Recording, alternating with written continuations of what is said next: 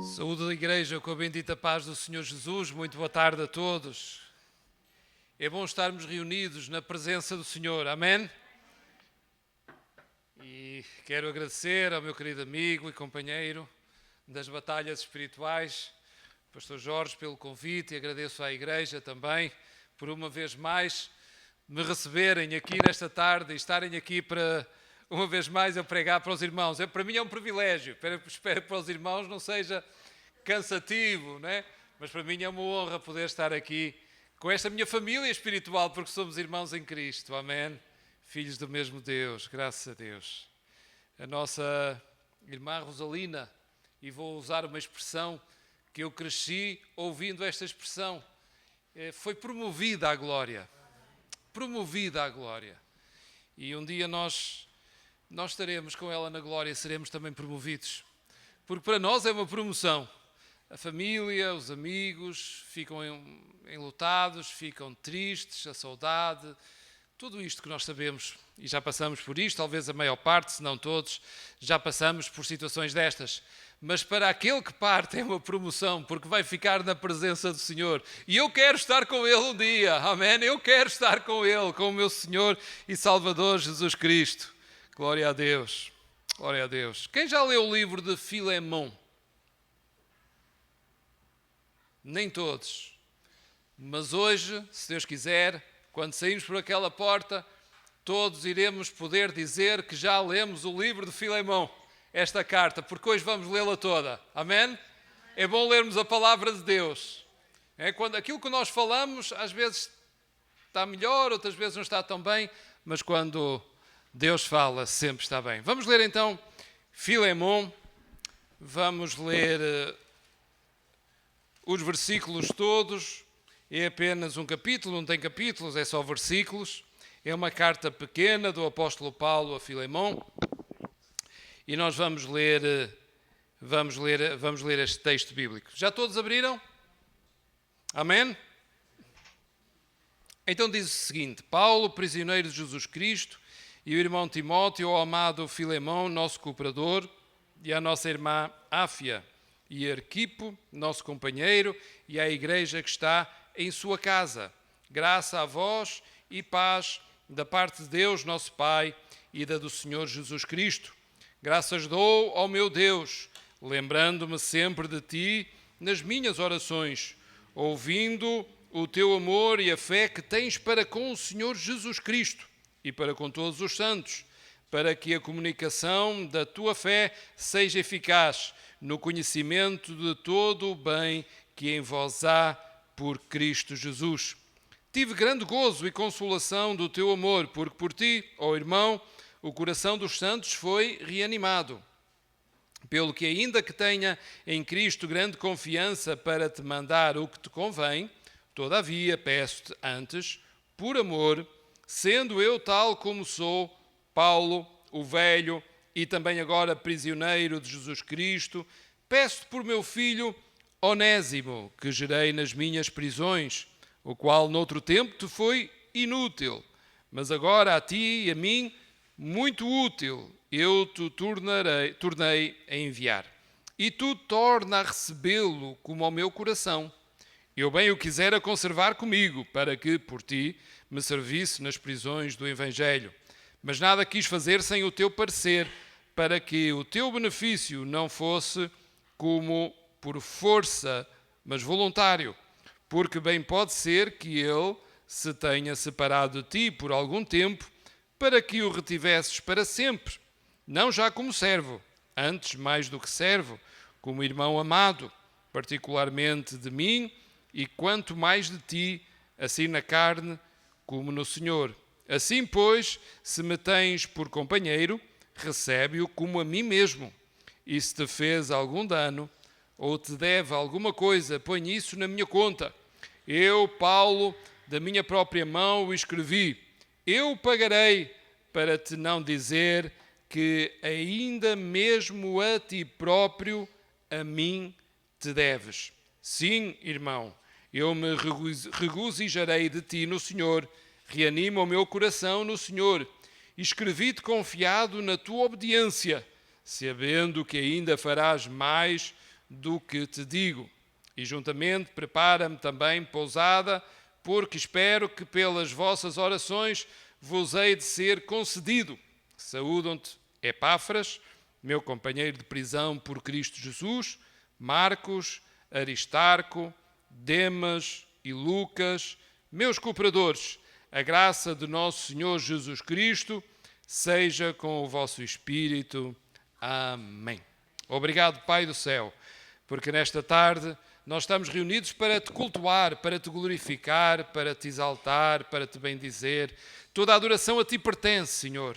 E nós damos-te graças por tudo quanto já foi feito para a tua glória nesta tarde. As orações, os cânticos, as palavras que já foram lidas, meu Senhor, as palavras que foram ditas. E agradecemos também pela tua palavra que nós acabamos de ler uma vez mais. Pedimos-te em nome de Jesus para que o Espírito Santo possa falar e ministrar à vida de cada um de nós e nós possamos escutar aquilo que tu tens para nos dizer nesta hora. A começar por mim, Senhor, que nós possamos abrir o nosso coração na tua presença e, Senhor, receber de ti, Pai, porque sabemos que tu tens para dar mais e mais a cada dia, a cada momento. Tu és o Deus inesgotável, tu és o Deus infinito, tu tens sempre mais para o teu povo e nós pedimos-te em nome de Jesus e que tudo seja para a honra e glória do teu santo e bendito nome. Amém. Amém. Glória a Deus. Vou fazer novamente a mesma pergunta. Quem já leu o livro Filemão, a carta? Agora lemos todos, amém? Graças a Deus, graças a Deus. E nesta carta, uma epístola, uma carta que o apóstolo Paulo enviou ao seu filho na fé, Filemão, e aqui nesses escritos nós podemos constatar algumas coisas, e uma das coisas que nós constatamos aqui é a graça transformadora na vida de alguém, a graça de Deus transformadora na vida de alguém. E esta carta, ela tem uma mensagem profunda sobre alguns temas. Um deles é o perdão. É um tema, penso eu, por vezes difícil. Não devia ser difícil para nós, mas eu creio que é difícil para todos nós, apesar de nós termos sido perdoados por Jesus dos nossos pecados. E quem já foi perdoado por Jesus? Amém? Podes dar um glória a Deus nesta tarde, que já fomos perdoados, apesar de nós já termos sido perdoados por Jesus. E nós só podemos chegar à presença de Deus porque já fomos perdoados. Apesar disto, muitas vezes, e nós sabemos que é assim, que nós temos dificuldade em perdoar. Mas esta carta fala-nos de perdão. Fala-nos desse perdão que é necessário e que nós, como filhos de Deus, devemos pôr em prática na nossa vida. Mas esta carta não nos fala apenas de perdão, fala-nos também de reconciliação. Reconciliação entre um amo e um senhor, entre um servo, um escravo, entre um amo e o seu escravo, um senhor e o seu servo. Fala-nos de reconciliação entre estes dois homens, Filemão e Onésimo, e fala-nos também da transformação que a graça de Deus opera na nossa vida. Porque se nós somos filhos de Deus, nós só podemos ser filhos de Deus porque a graça transformadora do nosso Deus, ela é uma realidade e foi e continua a ser uma realidade na nossa vida, porque ninguém é filho de Deus se a graça transformadora de Deus não operar na sua vida. Ninguém que ainda não tenha sido transformado pelo poder de Deus, pela graça de Deus, que não tenha sido transformado, que não seja uma nova criatura, que não tenha nascido novo, que não seja uma pessoa diferente aos olhos de Deus, que não seja agora um filho de Deus, ninguém tem comunhão com Deus. Talvez algumas pessoas que olham para nós e acham um pouco estranho quando nós falamos da nossa fé, e se nós dizemos que sou filho de Deus, algumas pessoas provavelmente vão dizer, olha, somos todos filhos de Deus. A humanidade somos todos filhos de Deus. E outros digam, bom, isso não existe. Ser filho de Deus, qual Deus? Deus não existe, não há filhos de Deus, não há nada disso. E talvez nestes dois extremos, muita gente neste mundo pensa assim e estão completamente enganados. E quando nós dizemos que somos filhos de Deus, eles têm de ver em nós uma mudança para que possam efetivamente ver que algo transformou a nossa vida. E porque esse algo transformou a nossa vida, Jesus transformou, a graça de Deus se manifestou na nossa vida e a nossa vida é transformada, aí eles podem ver que de facto nós somos filhos de Deus. E nós aqui podemos ver isso. Filemão, esta carta, revela o coração de Paulo, e nós vamos falar um pouco sobre isso. Revela também a situação delicada de Onésimo, porque era um escravo fugitivo. E revela também o desafio lançado a Filemão para este pôr em prática a sua fé. Nós temos fé, amém? Fé em Jesus, nosso amado Salvador, amém? Glória a Deus, temos fé em Jesus. Mas a palavra de Deus adverte-nos e admoesta-nos para nós pormos em prática a nossa fé.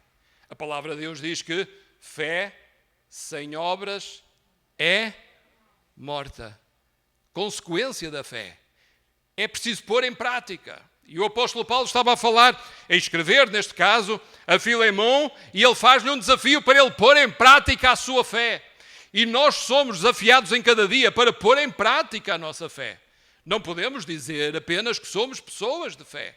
E graças a Deus somos pessoas de fé, com uma fé pequenina. Se a fé dos irmãos for como a minha, é assim muito pequenina, é assim muito microscópica quase, mas somos pessoas de fé. A palavra de Deus admoesta-nos, adverte-nos, desafia-nos, ensina-nos a pormos em prática a nossa fé em Jesus. Os que têm pouca fé, como eu, os que têm uma fé maior, nós somos desafiados a pôr em prática essa fé, porque se nós não pusermos em prática essa fé de nada vale. É morta, diz a palavra de Deus. E o apóstolo Paulo, a escrever a Filemão, ele faz um desafio a Filemão para pôr em prática a sua fé relativamente a Onésimo. O assunto da carta gira em torno de Onésimo, um escravo que tinha fugido. Não era suposto os escravos fugirem, mas este fugiu. E fugiu da casa de Filemão, e durante a sua fuga, ele encontra fisicamente o apóstolo Paulo. Mas mais importante do que isso, ele encontrou espiritualmente Jesus e converteu-se a Jesus. Fisicamente ele encontra Paulo, mas através da vida de Paulo ele encontra espiritualmente Jesus. E é tão lindo quando as pessoas que lidam connosco fisicamente, através de nós, podem encontrar espiritualmente Jesus para as suas vidas. Foi isto que aconteceu com o apóstolo Paulo e com Onésimo. Fisicamente eles encontraram-se, a Bíblia não entra em pormenores, de alguma maneira eles cruzaram-se, talvez alguém tenha levado Onésimo à presença do apóstolo Paulo, porque neste tempo o apóstolo Paulo estava preso, e talvez alguém tenha pegado em Onésimo e disse: olha, vem conhecer um homem que eu também já conheci, e ele tem uma mensagem de Deus para a tua vida, uma mensagem transformadora para a tua vida. Talvez alguém tenha pegado em Onésimo e o tenha levado até ao apóstolo Paulo. Fisicamente Onésimo encontrou o apóstolo Paulo, mas espiritualmente ele encontrou Jesus através da vida de Paulo. Nós somos a igreja de Cristo neste mundo e é suposto que através de nós, de cada um de nós, as pessoas possam encontrar Jesus nas suas vidas e através de nós possam conhecer este Jesus maravilhoso que nós conhecemos e este Jesus maravilhoso que Onésimo também encontrou através da vida de Paulo. A situação de Onésimo era uma situação delicada, porque os escravos fugitivos enfrentavam sérias consequências na época. Eles podiam ser mortos, eram castigados, obviamente, e podiam ser punidos com a morte. O seu amo, o seu senhor, tinha essa liberdade de poder matar o escravo. Eles podiam dispor da vida do escravo.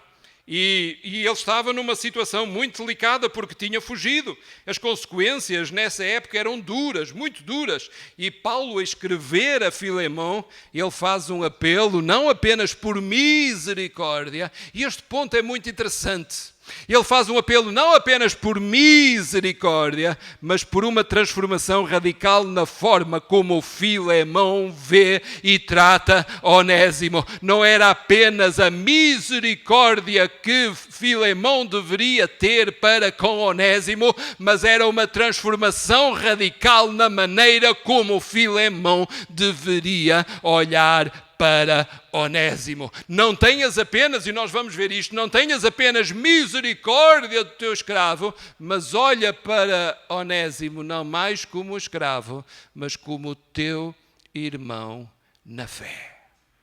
E nós temos que aprender a olhar para o nosso semelhante, conhecido ou não conhecido, da mesma maneira que Jesus olha para ele, e a ver quem Jesus vê nessa vida. E nesta tarde, isto foi a introdução, nesta tarde eu queria falar sobre ensinos práticos sobre a vida cristã que nós encontramos aqui na carta a Filemão. E o primeiro exemplo é um exemplo evangelístico. Um ensino prático de evangelização. Enquanto Paulo estava preso, Paulo não estava livre, Paulo estava preso, e enquanto ele estava preso, através do seu ministério, Onésimo é evangelizado e crê em Jesus como seu Senhor e Salvador. E eu não sei como é que é com os irmãos, mas eu já muitas vezes me justifiquei em diversas situações que não eram oportunas para evangelizar. Os irmãos já passaram por isto? Não era oportuno falar de Jesus. Não estava o clima apropriado ali criado para nós falarmos de Jesus. Não falei porque a conversa não se dirigiu nesse sentido, não se proporcionou, o ambiente não era o melhor e não falámos de Jesus. Meus amados irmãos, o apóstolo Paulo estava preso. E preso, eu já visitei, ele não estava nestas condições, da mesma maneira, mas já visitei muitas vezes e preguei em Custóias, ali na cadeia de Custóias, e as condições não são as melhores, não são boas. E naquele tempo, embora as características fossem diferentes, a realidade fosse diferente, as condições não eram as melhores. Paulo estava preso, nas condições que estava, mas estava preso. Não é? Ele estava em prisão e na sua casa, mas ele estava preso, não estava livre. E as condições não eram melhores, e nós temos aqui um exemplo de evangelístico fantástico para a nossa vida. Apesar das condições não serem as melhores, Paulo aproveitava as condições que tinha, fossem elas quais fossem, para transmitir o evangelho a quem lhe aparecesse à frente. Ele não podia, neste momento, ir para as praças pregar o Evangelho, como tinha feito tantas outras vezes. Ele não podia ir para a cidade X, para a cidade Y, não podia ir em mais uma viagem missionária. Ele tinha restrições, mas dentro das suas restrições, este homem aproveitava cada oportunidade que tinha para falar de Jesus e para evangelizar. E foi neste contexto que Onésimo foi até à vida de Paulo, e Paulo aproveitou a oportunidade para evangelizar mais um. Talvez na cabeça de Paulo, não sabemos, mas eu gosto de imaginar, não é palavra de Deus, o que está na Bíblia é a palavra de Deus, e aí não há dúvidas, é a palavra de Deus. Tudo o que nós dizemos para além da palavra de Deus são conjecturas que nós fazemos. Mas eu gosto de imaginar, e talvez Paulo pudesse pensar assim, olha, mais um que Deus enviou para eu evangelizar. Uau! Quem é este? Um escravo, venha ele. Cada um que aparecesse à sua frente, talvez ele pensasse, mais um que Deus enviou para evangelizar. Eu não posso ir ao encontro deles, mas Deus providencia para que eles venham ao meu encontro e evangelho na vida dele. E Onésimo conheceu Jesus desta maneira. Um exemplo evangelístico que nós podemos tirar para a nossa vida. As circunstâncias adversas que nos rodeiam não são impeditivas para que o Evangelho seja pregado e vidas sejam salvas. Os irmãos concordam? Amém? As circunstâncias adversas que nos rodeiam não são impeditivas, são oportunidades que Deus dá à vida de cada um de nós quando Deus envia alguém para vir ter connosco, para nós o evangelizarmos. O foco da vida do apóstolo Paulo era pregar o Evangelho e ganhar vidas para Jesus. Nós estamos a pouco mais de 3 meses da passagem de ano, e muitas vezes no início do ano nós colocamos propósitos à nossa vida, coisas que gostaríamos de alcançar no novo ano. Quem costuma fazer isto?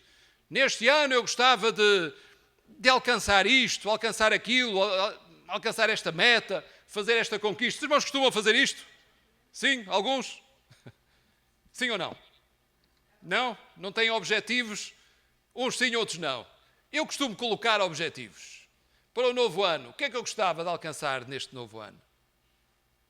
Quantos de nós colocamos como objetivo ganharmos vidas para Jesus? Para os nós todos pensarmos, neste novo ano, claro que em cada dia nós devemos ter esse objetivo, mas propósito de vida. Meta a ser alcançada. O apóstolo Paulo, o foco da vida do apóstolo Paulo era pregar o Evangelho, ganhar vidas para Jesus, levar o Evangelho, fazer tudo para que por todos os meios ele conseguisse levar alguns ao Evangelho. Ele próprio disse isso. Eu quero fazer tudo fiz tudo para que por todos os meios eu conseguisse levar alguns ao Evangelho. Esse era o seu propósito. E nós temos este ensino prático sobre a vida cristã, para nós, sobre a vida de Paulo, que está aqui no livro de Filemão, que nós tiramos do livro de Filemão, e para a nossa vida também, propósito evangelístico na nossa vida. O segundo ensino prático sobre a vida cristã é o perdão e a reconciliação. Vamos reler os versículos 8 a 11. Vamos reler novamente estes versículos. Pelo que ainda que tenha em Cristo grande confiança para te mandar o que te convém, todavia peço-te antes, por amor, sendo eu tal como sou Paulo, o velho e também agora prisioneiro de Jesus Cristo, peço por meu filho Onésimo, que gerei nas minhas prisões, o qual noutro tempo te foi inútil, mas agora a ti e a mim muito útil, eu te tornei a enviar. Então aqui nós vemos um pedido do apóstolo Paulo, de uma maneira muito delicada. Ele poderia, como apóstolo, ordenar, e ele mesmo diz isso, ordenar a Filemão que fizesse aquilo que era correto, não é? Ele diz, pelo que ainda que tenha em Cristo grande confiança, esta confiança no sentido de autoridade, para te mandar o que te convém, todavia peço-te antes por amor. Então ele tinha autoridade para ordenar a Filemão que fizesse o que era correto, mas em vez disso ele escolhe apelar ao amor. E Paulo não quer impor uma obrigação, mas deseja que Filemão, pela sua própria vontade, escolha o caminho do amor e do perdão. E eu tenho feito discipulado, como é normal, para batismos, para novos membros, e tenho várias pessoas nesses discipulados, tenho ajudado, respondido a perguntas da maneira que posso e sei, e várias pessoas em diferentes situações e diferentes assuntos perguntam, nós somos obrigados a qualquer coisa? Nós somos obrigados a... E depois varia. E eu sempre tenho cuidado de responder e dizer, nós não somos obrigados. Olha, nós não somos obrigados a vir ao culto. Nós estamos aqui porque queremos, nesta tarde. Decidimos estar aqui. Nós não somos obrigados a ler a Bíblia. Quando pegamos na Bíblia para a ler, e espero que os irmãos façam todos os dias, que leiam a palavra de Deus todos os dias, quando nós fazemos porque queremos, não somos obrigados, não é por obrigação. Quando nós oramos, nós não oramos por obrigação. Quando nós ofertamos, nós não ofertamos por obrigação. Quando nós evangelizamos, nós não evangelizamos por obrigação. Mas tudo aquilo que nós fazemos e tudo aquilo que nós devemos fazer para o Senhor não é por obrigação, mas é por amor. E por isso o apóstolo Paulo está aqui a dizer, pelo que ainda que tenha em Cristo grande autoridade ou confiança para te mandar o que te convém, todavia eu peço-te antes por amor, não faças por obrigação, não faças porque eu estou a mandar, não faças porque és obrigado, não, faz por amor, e o amor é a força de Deus em nós que nos motiva a fazermos todas as coisas. Quando nós tocamos, quando nós cantamos, quando nós pregamos, quando nós, no nosso dia-a-dia, vivemos da maneira certa que devemos viver, nós fazemos por amor. Porque se não fizermos por amor, não tem valor. Mas quando fazemos por amor, o amor de Deus em nós estamos a fazer da maneira que Deus quer, porque o Senhor ensina-nos a amarmos o nosso Deus com todo o nosso coração, com toda a nossa alma, com todas as nossas forças, com todo o nosso entendimento. E esta é a maneira pela qual nós devemos viver, e tudo aquilo que nós fazemos, devemos fazê-lo por amor, e é sempre o amor que deve ser essa força de Deus em nós, motivadora, para nós fazermos tudo aquilo que o Senhor quer que nós façamos. E este é um lembrete para nós, poderoso, da palavra de Deus, que nós não devemos fazer por obrigação, não perdoamos por obrigação. Aliás, se for por obrigação, não é perdão. Não é perdão, não é nada. Se nós formos obrigados a perdoar alguém, como o apóstolo Paulo estava a dizer a Filemão para ele perdoar Onésimo, para receber Onésimo, se ele não fizesse por amor, não tinha valor. Nós fazemos por amor, e a palavra de Deus ensina-nos que nós temos de fazer por amor. Perdoamos por amor, a reconciliação é por amor. Tudo o que nós fazemos é e deve ser por amor. Amor. Amor de Deus em nós.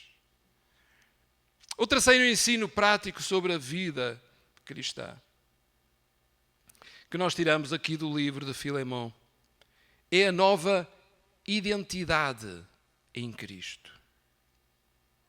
Onésimo, que antes era apenas um escravo e era conhecido como escravo, agora ele é descrito por Paulo no versículo 10 como filho. Já não era só escravo, era filho. Filho de Deus, filho na fé do apóstolo Paulo. E no versículo 16, ele é descrito como irmão amado. Uma nova identidade. Um escravo, Onésimo. Agora já não era um escravo, Onésimo, mas o apóstolo Paulo refere-se a ele como filho, como irmão amado. Quem tem uma nova identidade em Cristo nesta tarde? Amém? Quem não tem, se tiver aqui alguém que ainda não tem esta nova identidade em Cristo, Jesus está cá nesta tarde para te dar uma nova identidade. É a identidade de filho de Deus, de alguém que foi transformado, completamente transformado por Jesus.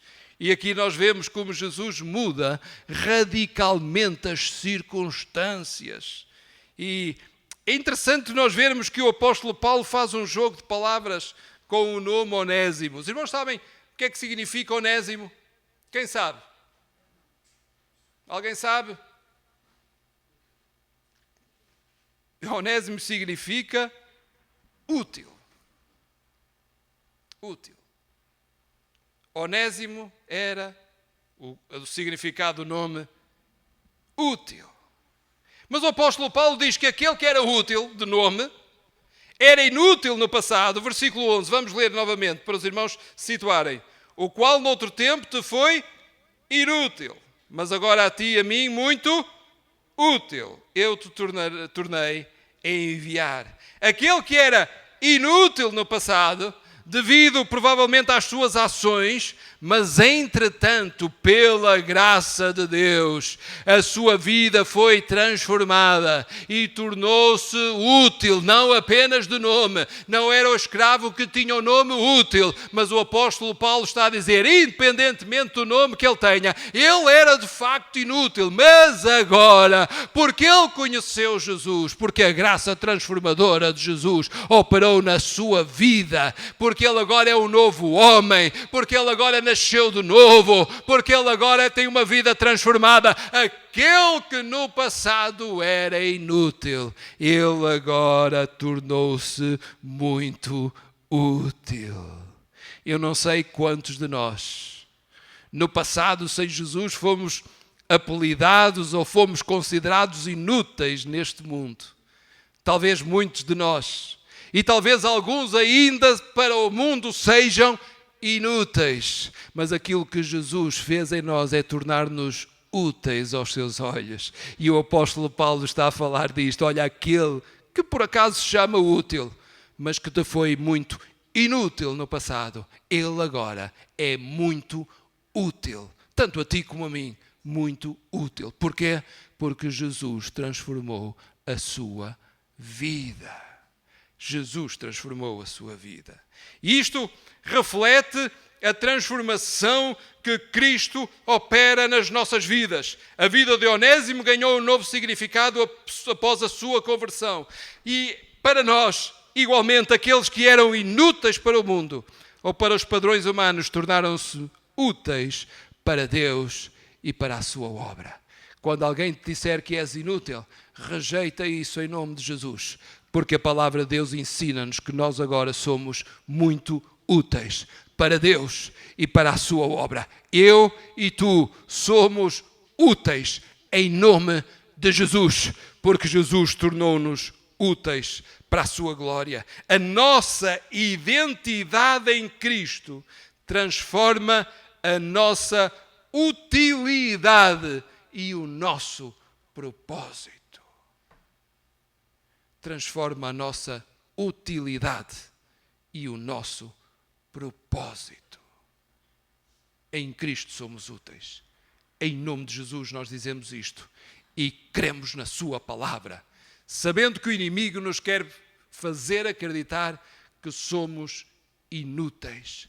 Mas a palavra de Deus ensina-nos que somos úteis, muito úteis, porque Deus transformou a nossa vida.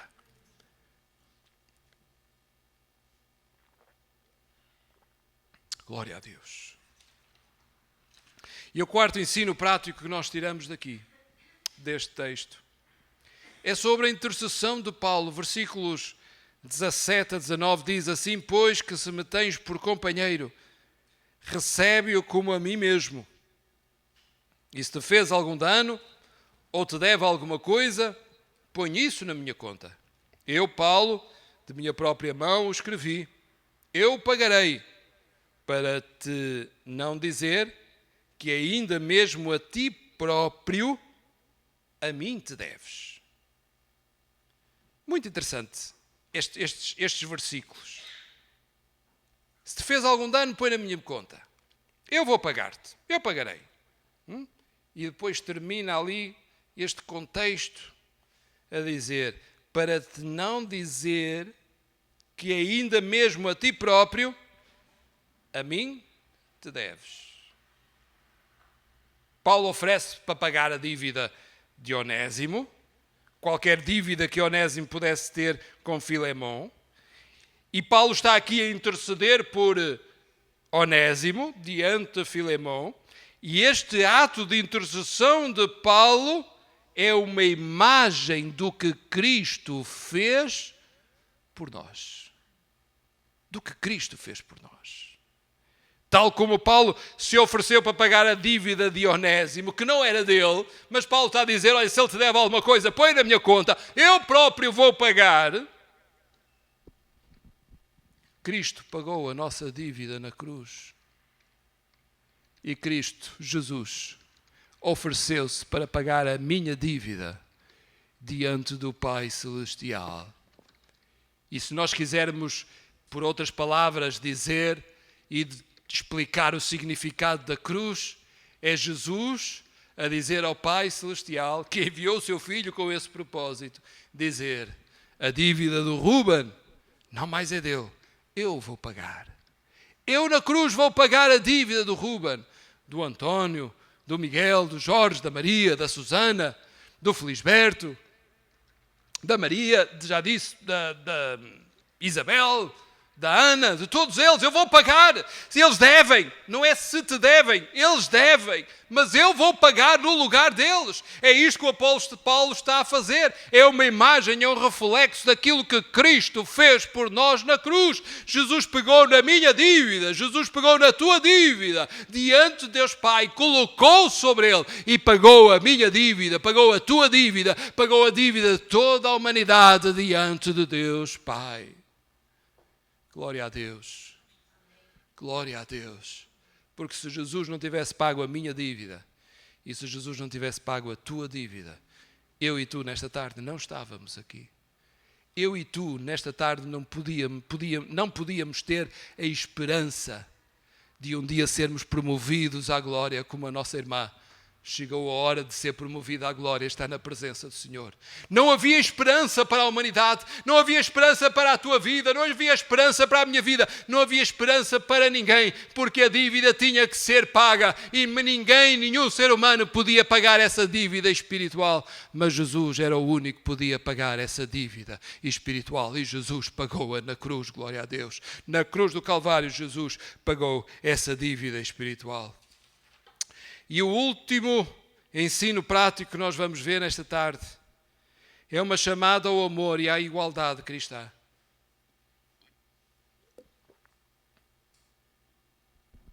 Paulo pede a Filemão que receba Onésimo não como escravo, mas como irmão em Cristo. Versículo 16.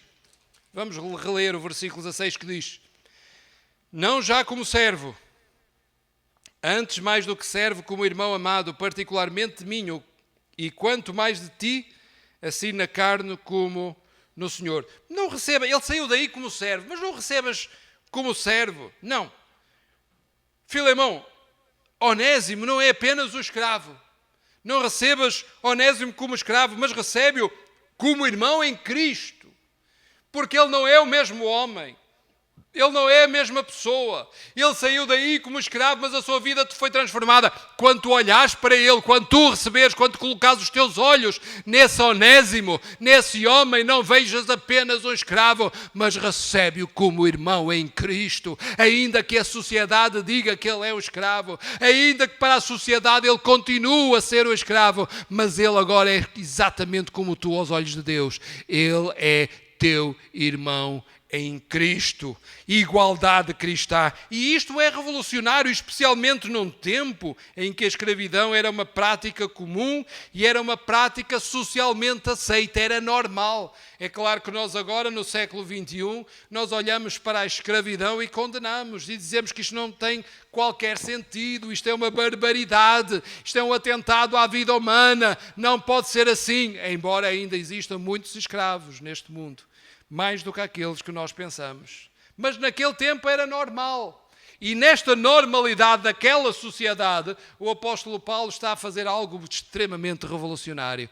E a dizer, não recebas como escravo, mas recebe-o como teu irmão na fé. Não é o mesmo homem, é um novo homem que vai a caminho para estar contigo. Não mais como escravo, embora ele te possa servir, mas quando olhares para ele, olha como o teu irmão na fé. O perdão não é apenas um ato de obediência, mas uma expressão do amor de Jesus em nós. Nós somos chamados a perdoar aqueles que nos ofenderam e a restaurar relacionamentos quebrados. O relacionamento e a confiança entre Filemão e Onésimo tinha sido quebrada. A relação que havia entre servo e senhor, entre amo e escravo, foi quebrada, a confiança foi quebrada, mas não era para restaurar apenas aquele relacionamento, porque quando Jesus transforma a nossa vida, Ele leva-nos para um patamar muito superior. Não era apenas restaurar o relacionamento entre servo e senhor, mas restaurar um novo relacionamento entre estes dois homens como irmãos em Cristo, com uma nova identidade e uma chamada ao amor e à igualdade cristã. Em Cristo, as distinções sociais, económicas e culturais são superadas. Nós temos, pela graça de Deus, ali estamos a pastorear uma igreja multicultural, onde têm chegado irmãos de diferentes países, vidas de diferentes países, com diferentes culturas, com diferentes tonalidades de pele, com diferentes princípios, com diferentes conhecimentos. Mas pela graça de Deus, o Senhor nos tem ajudado a sermos um só povo, irmãos em Cristo, e a vencermos todas essas barreiras. Em Cristo, todas essas distinções são superadas. Nós somos irmãos e irmãs iguais na graça e no amor de Deus. E para terminar, meus amados, eu queria concluir dizendo o seguinte: nós somos chamados a perdoar, somos chamados a reconciliar, somos chamados a amar, não por obrigação, mas fazemos tudo por amor genuíno e sincero, com o fruto da presença de Deus na nossa vida, do amor de Deus na nossa vida. E tal como Filemão foi chamado a ver Onésimo com novos olhos, também somos chamados a ver os outros com os olhos de Cristo. Aqueles irmãos e irmãs que nos ofenderam, aqueles que na rua nos ofendem, aqueles que nós não conhecemos, que nós possamos ver com os olhos de Cristo e saber que eles são dignos de amor, dignos de respeito e dignos de igualdade. E eu convido todos a fecharmos os olhos nesta hora e a orarmos ao Senhor nesta hora. Pai eterno, Nós damos-te graças, Senhor meu Deus, porque Tu nos dás o grato privilégio de nós sermos novas criaturas. Não mais a velha criatura, não mais, Senhor, o velho homem, mas somos transformados por Jesus. Obrigado, Senhor, que nós possamos viver esta nova identidade em amor. Possamos viver com Cristo em amor. Possamos viver em cada dia, Senhor, levando este amor e levando a mensagem do Evangelho de amor aos perdidos. Nós pedimos-te em nome de Jesus para a honra e glória do Teu nome. Amém. Amém. Deus abençoe os irmãos. Amém.